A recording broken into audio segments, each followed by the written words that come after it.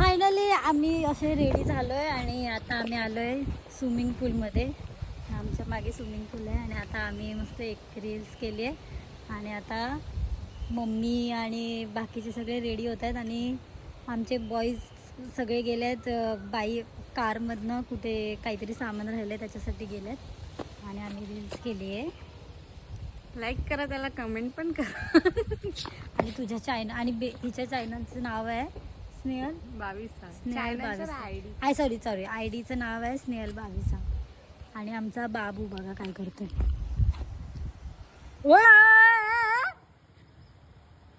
रुक जा थोडी देर रुक जा.